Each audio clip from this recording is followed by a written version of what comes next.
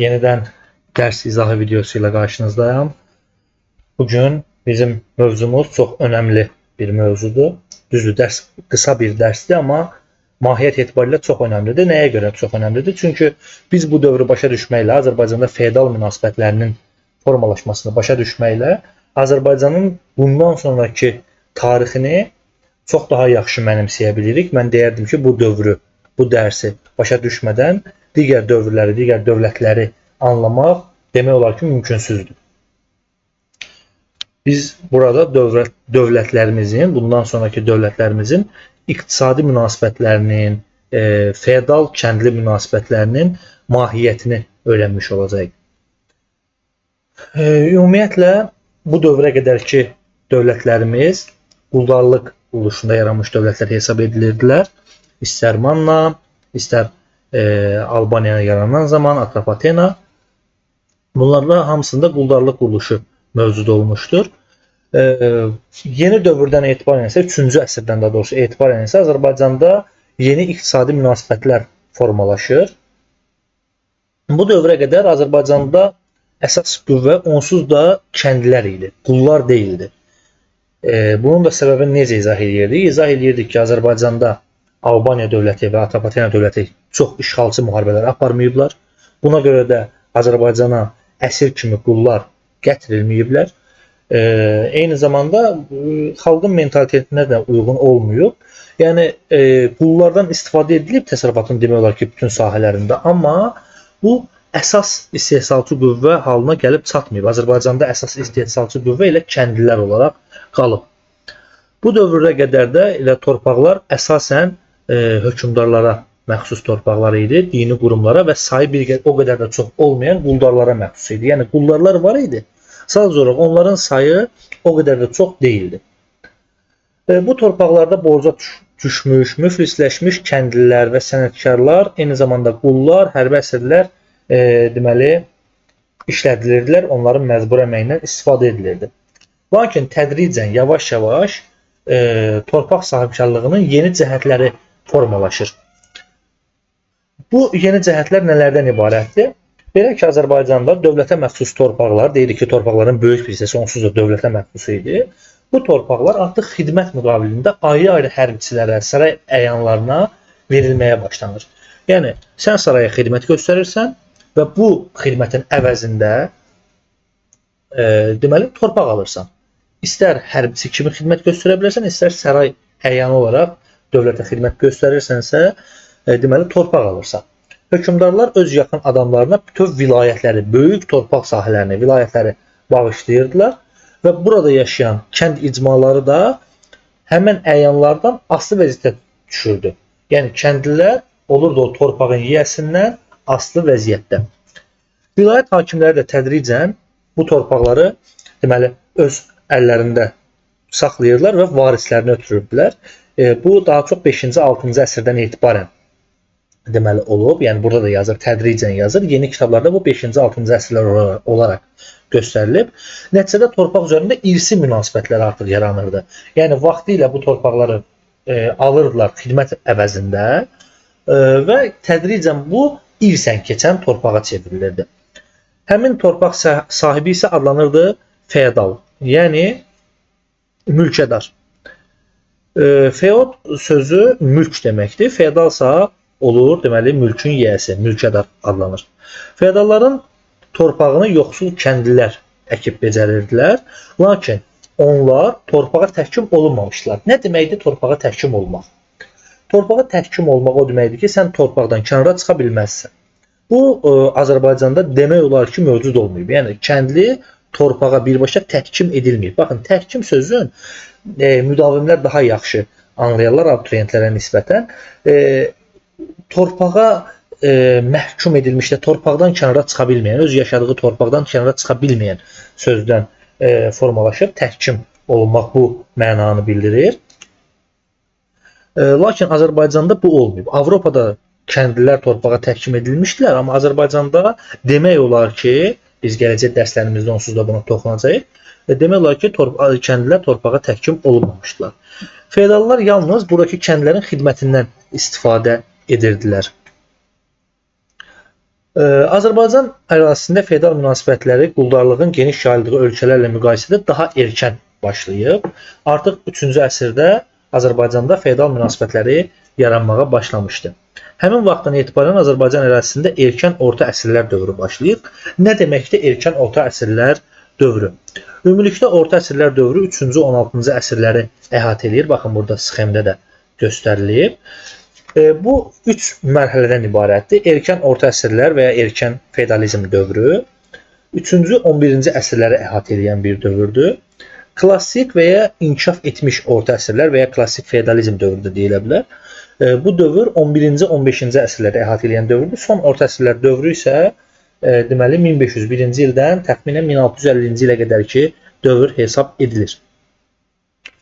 Feodalizmin ilk vaxtlarında Azərbaycanda dövlət mülkiyyəti xüsusi feodal mülkiyyətindən üstün idi. Yəni dövlətin torpaqları xüsusi feodal torpaqlarından üstün idi.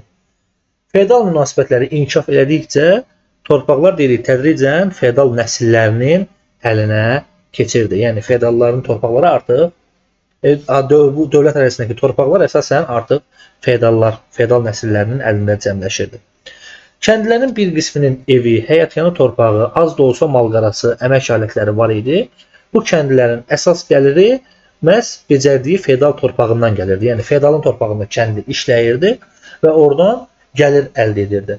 Lakin onlar feodalın torpağını becərirdilər deyə, torpağın yiyəsi feodal idi deyə, onlar məhsulun çox hissəsini vergi kimi feodala verirdilər.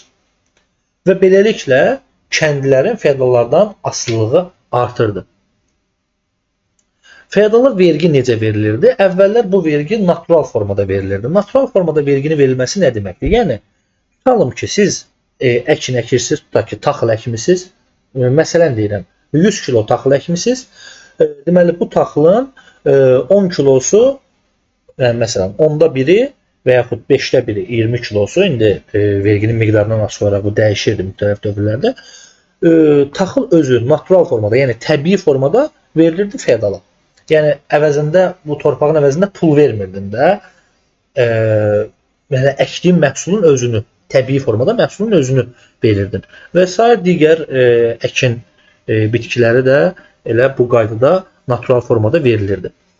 Bu vergilərdən əlavə kəndlilər müxtəlif mükəlləfiyyətlər də yerinə yetirirdilər. Mükəlləfiyyət bəs nədir? Mükəlləfiyyət feodalın ərazisində yaşayan kəndlilərin pulsuz görmüş olduğu işlərdir ki, deməli, onlar, kəndlilər heç bir deməli, məvacib almadan, maaş almadan, muzd almadan onlar feodala xidmət eləməli idilər. Yolların çəkilməsi, körpülərin tikilməsi, qalaların tikilməsi, feodalın özünə məxsus təsərrüfatda gedilib işlənilməsi, feodalın evinin, həyətyanı sahəsinin deməli, təmizlənməsi və s. bu mükəlləfiyyətlərə daxil edir. Yəni, mükəlləfiyyət nədir? Mükəlləfiyyət kəndlinin heç bir muzd almadan feodala məxsus işləri yerinə yetirməsidir. Kəndlilər feodalın dəstəsini atla təmin etməli idilər. Səfər vaxtı onları yedizdirməli idilər. Qalalar, yollar, körpülər deməli, inşa etmək kəndlilərin üzərinə düşürdü. Bu natural formada vergilərin verilməsi gələcək dövrlərdə deməli, pul vergisi ilə əvəz edilir. Bunu da biz tarixdə dövlətləri keçdiyimiz zaman deməli, biz keçəcəyik, toxunacaq bu mövzuya. Azərbaycanda və Qərbi Avropada feodal münasibətləri. Burada bir qədər deməli, fərqlilik var. Azərbaycanda və Qərbi Avropada. Azərbaycanda 3-cü əsrdə feodal münasibətləri başlayıb, Qərbi Avropada isə bu 5-ci əsrdən etibarən başlayır. Azərbaycanda feodal münasibətləri tez başlayıb və çox uzun müddət davam edib. 19-cu əsrin ikinci yarısına qədər davam edib. Qərbi Avropada isə gec başlayıb, amma tez bitib. 17-ci əsrin ortalarına qədər davam edib. Kəndlilər Azərbaycanda feodallardan şəxsən asılı deyildilər. Yəni, torpağa təhkim edilməmişdilər. Baxın, Azərbaycandakı kəndlilər torpağa təhkim edilməmişdilər. Qərbi Avropada isə kəndlilər təhkimli idilər. Yəni, feodallardan şəxsən asılı idilər. Azərbaycanda feodalların xüsusi təsərrüfatı demək olar ki, yox idi. Onlar sadəcə olaraq kəndlilərdən aldıqları vergi ilə kifayətlənirdilər. Qərbi Avropada isə feodalların özünün xüsusi təsərrüfatları var idi və kəndlilər bu təsərrüfatla işləyirdilər və oradan gələn gəlir bütövlüklə feodala məxsus olurdu. Yəni, oradan kəndli özünə müəyyən bir hissəni götürə bilmirdi. Deməli, bu dövrdə kəndlilər arasında da təbəqələşmə gedir. Zaman keçdikcə kəndlilərin bir qismi varlanıb xırda torpaq sahibinə çevrilə bilirdilər. Onlar deməli kəndlərdə nisbətən deməli daha çox torpağa sahib olurdular. Eyni zamanda deməli kəndlərin bir qismi varlaşırsa, digər qismi də var-yoxdan çıxırdı və zəifləyirdi. Azərbaycanda feodal münasibətləri yaranan zaman şimalda Albaniya dövləti var idi. Cənubda isə deməli Sasani ağalığı mövcud idi.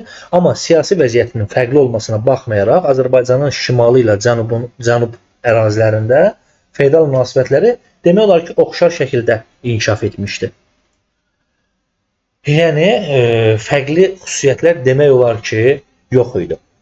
Bu, deməli, bizim feodal münasibətlərinin formalaşması dərsimizin izahı idi. Burada bizim yadımızda saxlamalı olduğumuz məsələlər odur ki, deməli, bu dövrdən etibarən artıq xidmət müqabilində hərbçilərə torpaqlar verilir və bu torpaqlar zaman keçdikcə artıq irsən keçməyə başlayırdı. Eyni zamanda vergilər natural formada verilirdi, kəndlilər mükəlləfiyyətlər yerinə yetirməli idilər. Feodalizm dövrü ümumilikdə 3 mərhələdən ibarətdir, 3 dövrə bölünür. Bunların hamısını yadda saxlayırıq və bu bizə gələcək dərsləri anlamaqda daha çox kömək olacaq. Bugünkü dərsimiz bu qədər. Bizim onlayn qruplarımız mövcuddur, əyani məşğələlərimiz mövcuddur. Əgər siz də tarixdən hazırlaşmaq istəyirsinizsə, WhatsApp vasitəsilə və yaxud Instagram vasitəsilə və yaxud elə bu videonun şərh bölümündən yazaraq deməli əlaqə saxlaya bilərsiniz. Əgər dərs izah videosu sizin xoşunuza gəldisə, videonu bəyənə və eyni zamanda bir şərh yaza bilərsiniz. Digər videolardan, test izah videolarından, dərs izah videolarından anında xəbərdar olmaq istəyirsinizsə, kanala abunə ola bilərsiniz. Sağ olun, gələn dərs izahlarında görüşənədək.